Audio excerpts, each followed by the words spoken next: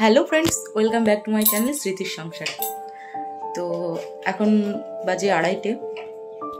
তো সারাদিনে তেমন কিছু শ্যুট করতে পারিনি, গিয়েছিলাম একটু বাজারে। তো দেখো ডোমকল বেরিয়ে যাচ্ছে।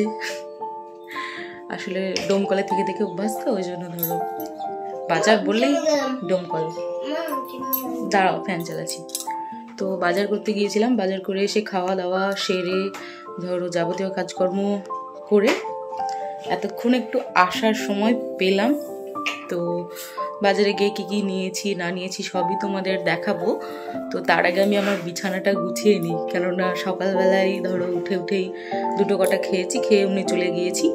তো সেই জন্য আর কিছুই ধরো গোছানো হয়নি, সব এলোপাথারি হয়ে আছে। আর এখন 2:30 বাজে, তার মানে বুঝতেই পারছো খাওয়া দাওয়া সেরে একটু শোয়া বসাও হয়ে গিয়েছে। আর আমার ছেলে এইদিকে সব কি করেছে একবার দেখো, এই যে। তো এগুলো সব গোছাবো, আর গোছানোর পরে তোমাদেরকে দেখাবো কি কি নিয়ে এসেছি, কেমন? তো সঙ্গে থাকো, দেখতে থাকো, আর ভিডিওটা একদম স্কিপ করবে না, আর পাশে থেকো আমার। ব্যাস, ভালো লাগলেও থেকো, না লাগলেও থেকো, কেমন? নমস্কার, আমি স্মৃতির সংসারে সবাইকে স্বাগতম। বড়দের প্রণাম ও ছোটদের ভালোবাসা জানিয়ে আমি আমার ব্লগটি শুরু করছি। আশা করি ভালো লাগবে। তো সকালবেলায় রুটি ডিম ভাজা খেয়ে বেরিয়ে পড়েছি ছেলের স্কুলে। তো স্কুলে যাওয়ার পথেই ভেবেছিলাম যে কিছু কেনাকাটা করব। তো সেই মতো কেনাকাটা করেওছি, আর করে যেগুলো নিয়ে এসেছি সেগুলো দেখাবো। আর কি বলতো, রাস্তায় ভিডিও করতে আমি পারি না, বলেছিলাম না, ভীষণ লজ্জা লাগে। তো সেই জন্য আর কিছু দেখাতে পারিনি। তো এই যে জিনিসপত্র নিয়ে এসেছি, তো এগুলোই তোমাদের সাথে শেয়ার করব, দেখাবো। তোমরা সাথে থেকো, কেমন? আর তার আগে চলো একটু ফ্রেশ হয়ে নিই, খাওয়া দাওয়া সেরে নিই, তারপরে আবার আসবো, কেমন? তো এই যে দুপুরবেলায় বেশি কিছু করতে পারিনি, ভাত আর আলু ঝিঙের তরকারি আর ডিম ভাজা এই দিয়েই দুপুরের খাবার সেরে ফেলেছি। খাওয়া দাওয়া সারার পর একটু শুয়েছিলাম, শুয়ে ঘুমিয়েওছি আমি আর ছেলে দুজনেই। তো কি বলতো, একদম 5টার সময় উঠেছি। তো 5টা নয়, 3:30টার সময় উঠেছি আজকে। দিয়ে ওর বাবা চলে গেল, তারপরে ধরো আমি উঠে ধরো সকালের যাবতীয় ছোটোখাটো ঘর মোছা বলো, গ্যাস মোছা বলো, চা খাওয়া, বিস্কুট খাওয়া, এগুলো ধরো করেছি। রুটি ভেজেছি, ডিমও ভেজেছি। তো এগুলো ধরো করতে সময় তো লেগেছে। তো এগুলো ধরো করে খেয়ে দিয়ে একদম 7টা 7:30টার দিকে বাড়ি থেকে বেরিয়ে গিয়েছি। আর সকাল সকাল না গেলে তো রোদ্রের তাপ আরও বাড়বে, বই কমবে না।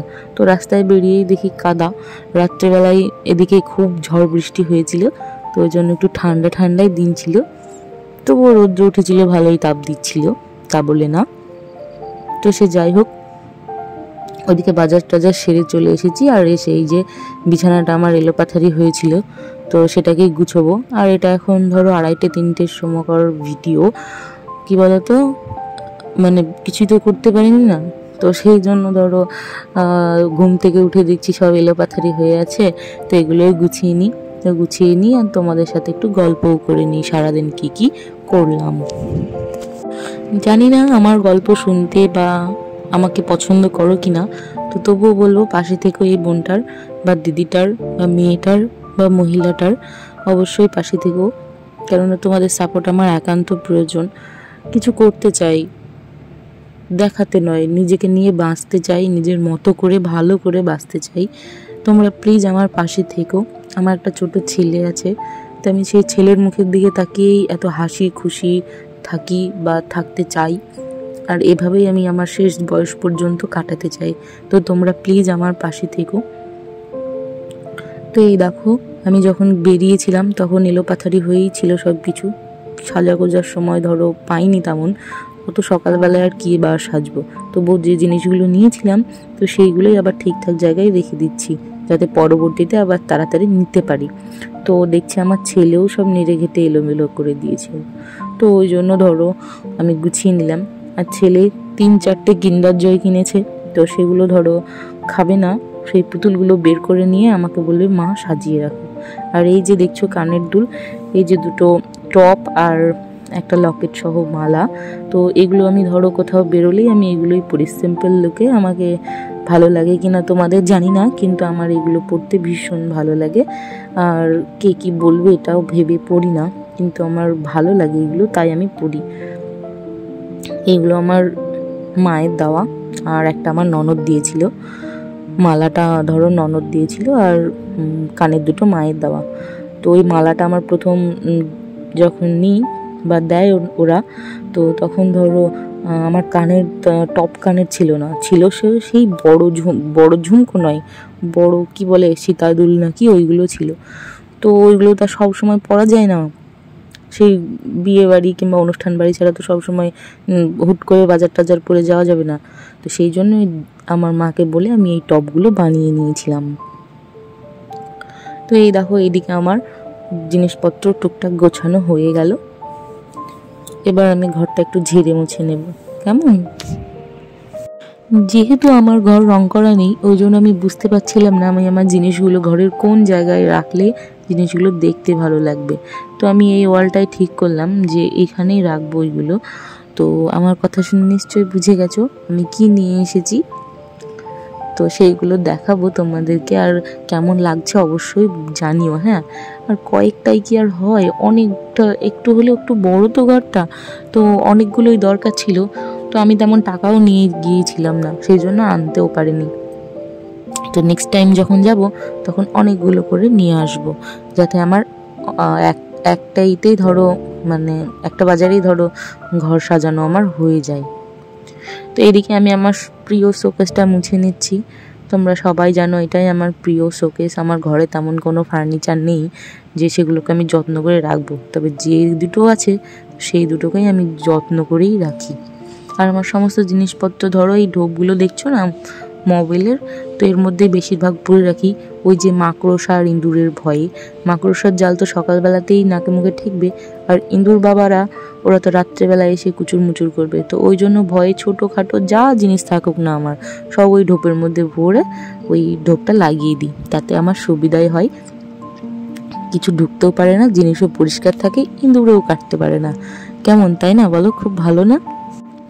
আর এই গরমের দিনে ধরো একটু কালকে রাত্রে ঝড় বৃষ্টি হয়েছে, তো ঠান্ডা, তো সেই জন্য ধরো আমার ছেলে এই যে মানে কি বলবো ঠান্ডা খাবার দাবার মানে কয়েকদিন থেকে খেয়ে আসছে। তো আজকের দিনটা একটু ঠান্ডাই আছে, তবুও সেইগুলোই খাবে। আর খেয়ে দিয়ে এই যে ছিটিয়ে রাখবে, যেগুলো একদম ভালো লাগে না, কিন্তু না সহ্য করেও আর পারি না।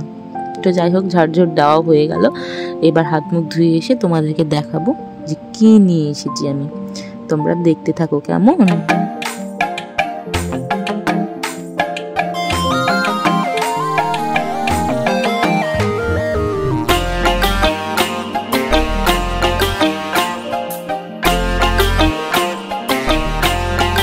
আমার ছেলের গান শোনো।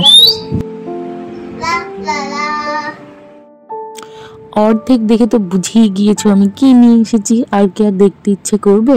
তো তবুও আমি তোমাদের দেখাবো। আমিও তো আর না অল্পে তো আর ছেড়ে দেবো না, তোমাদেরকে দেখিয়েই ছাড়বো। তো এই দেখো একটা টব নিয়েছি, আর এই যে ইয়েলো কালারের এই ফুলগুলো কেমন লাগছে গো, ভালো? আর মেয়েরা বাজারে গিয়েছে আর দোকান থেকে কিছু নেবে না, এটা এমনটা হতেই পারে না। তো আমিও নিয়েছি এই যে একটা মালা আর দুটো টপ কানের, হোয়াইট কালারের কানের পরা অনেক দিন থেকেই ছেড়ে দিয়েছি। যখন কলেজে পড়তাম তখন এইরকম হোয়াইট টাইপের ব্ল্যাক খুব পরতাম টপ। তো বিয়ের পরেই প্রথম আমার এই যে টপ কানেরগুলো নেওয়া, কেমন হয়েছে জানিও। আর তো চলো এগুলো সব এক এক করে সব সেট করে নেব। আমার ছেলে তো এগুলো আগে থেকেই সাজিয়ে বসে আছে, তো তোমাদেরকে দেখাবো, চলো সাথে থেকো, কেমন? ও তো আমাকে এগুলো দিতেই চায় না, ওই ফুলগুলো নিয়ে ছবি তুলবে, তারপরে আমাকে চুমিয়া খাবে, মানে ওই যে কার্টুনে দেখেছে ও এরকম করবে। তো আমি করতে দিচ্ছিলাম না, তো আবার ভাবলাম না, ও মজাই। তারপরে দেখি কেমন লাগছে, তারপর তোমাদেরকেও দেখাবো আর ছবি তুলবো। তো চলো দেখতে থাকো ভিডিওটা। আর আমার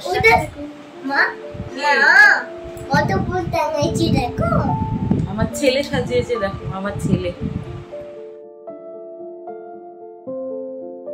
তো আর্টিফিশিয়াল ফ্লাওয়ারগুলো আমার নেওয়ার কোনো প্ল্যানই ছিল না, কিন্তু নেবো ভাবছিলাম অনেক দিন থেকেই, তো সেগুলো নেওয়ার হয়ে উঠছিল না, বাজারে যাওয়াই হচ্ছিল না, তো সেই কারণে।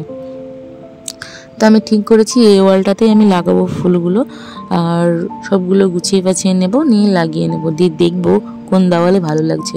তো এখানটায় টাঙাচ্ছিলাম, দিয়ে ভাবলাম না আমার ছেলে যদি শুয়ে থাকে, যদি একটু হাওয়াতে পড়ে যায় তখন কি হবে, ওই জন্য আমি এক কোনায় লাগিয়ে দিলাম ওইটাকে, আর এইটাকে এখানে লাগিয়ে দিলাম।